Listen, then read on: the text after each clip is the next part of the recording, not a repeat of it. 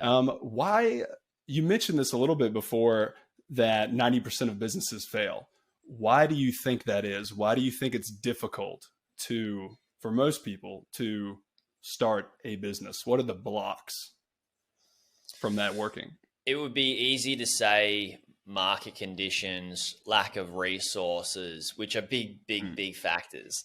But underlying that, if we come back to the foundation, it really depends on the person that's starting the business and a couple of components that the person does or does not have when they're starting the business.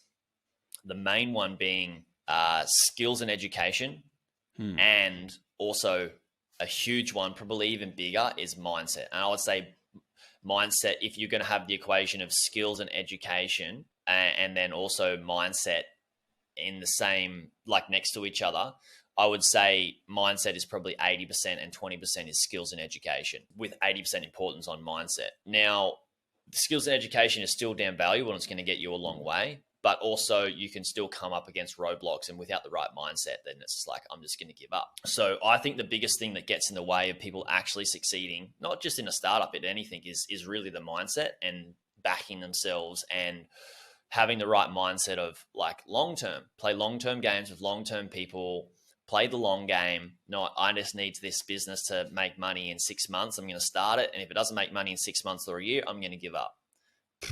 But I bet if somebody had a mindset, and I'm not advocating starting a business, what do? We teach people to buy businesses. But if I was to tell somebody teach somebody that was starting a business, I would tell them, like, don't worry about anything. Like, make sure you've got income somewhere else for the first 5 years, and don't try to make an ROI for the first 5 years or to make it successful in the first 5 years. And also have the time frame of doing the task of building the business for a 10-year time frame. If you do it in a shorter time frame, great, then you can sell it. If not, at least you're not going to give up. And I bet by 10 years of full dedication to one thing, you're going to build a decent business and get a decent result. It sounds like when you put on that longer time frame, I heard two things. One, it takes the pressure off potentially. And then two, it keeps you from, if I have to do this for 10 years, then I can't quit, basically. So it's helping adjust that mindset. Yeah, it locks you in.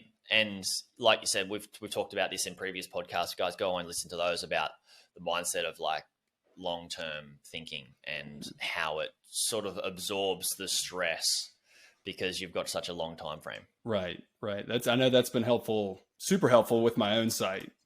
Thinking, I don't have to fix everything on that website this week. It's going to be a journey. I'm going to have it for, it's going to be a long time frame. So it helps take the stress off for sure.